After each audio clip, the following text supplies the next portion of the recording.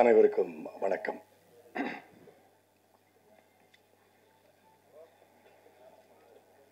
ஒரு படம்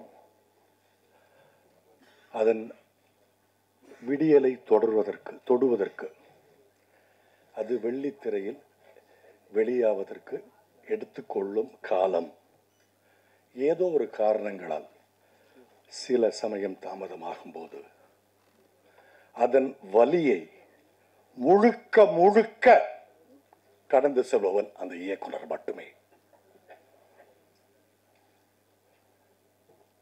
நடிகர்களாகட்டும், நடிகைகளாகட்டும், தொழில்நுட்ப கலைஞர்களாகட்டும், ஏன் தயாரிப்பாளர் கூட ஆகட்டும், வேறொரு கடந்து சென்று விடுவார்கள்.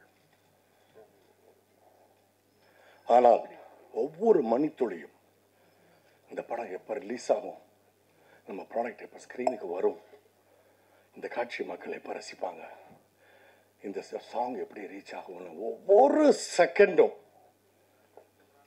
அவரோட வலியை அனுபவிக்கிறது டைரக்டர்.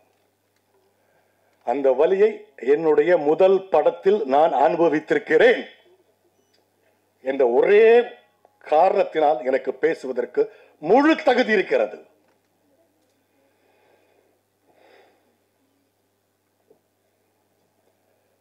சினிமா தொழில் பொழுதுபோக்கு தொழில் அல்ல.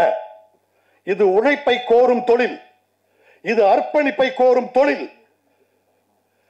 பக்கத்து தெரு மச்சான் சொன்னா, எழுத்த வீட்டில் இருக்கிற மாப்பிள்ள சொன்னா, 30 வருஷமா சினிமாவில் அசிஸ்டன்ட் டைரக்டரா இருக்கான், படம் எடுத்தா இங்க வித்துறலாம், அங்க இப்படிலாம் வராதீங்க தயவு செய்து.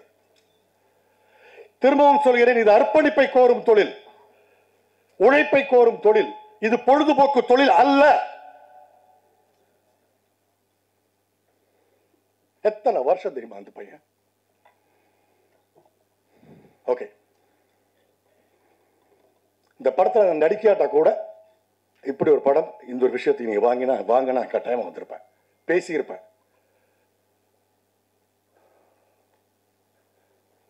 இன்னைக்கு இருக்கிற மேடையில் இருக்கிற இவ்வளவு பேர்ல எத்தனை பேர் இந்த படத்துல இன்வால்வ் ஆனவங்க, எத்தனை பேர் இந்த படத்தில் நடிச்சவங்க, எத்தனை பேர் இந்த படத்துல சம்பளம் வாங்கினவங்க?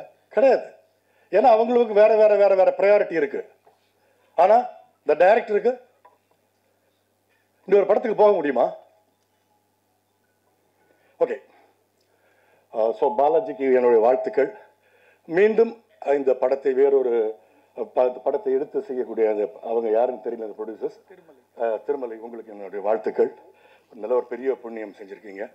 என்னுடைய அண்ணன்கள் இருக்காங்க, என்னுடைய அப்பாக்கள் இருக்காங்க, சினிமாவில் உள்ள அப்பாக்கள் இங்கே இருக்காங்க, பெரியவங்கள்லாம் இருக்காங்க. என்னால் கண்ட்ரோல் பண்ண முடியல, அந்த அளவுக்கான ஒரு பெயின். இனி மேல் இது இந்த நமது தொழில் நிறைய படங்களுக்கு இது இந்த ஒரு அனுபவம் நடக்காமல் இருக்கிறதுக்காக கொஞ்சம் பார்த்துக்கோங்க. அதுதான் நான் உங்கள்கிட்ட கேட்குற ரெக்வஸ்ட். நன்றி.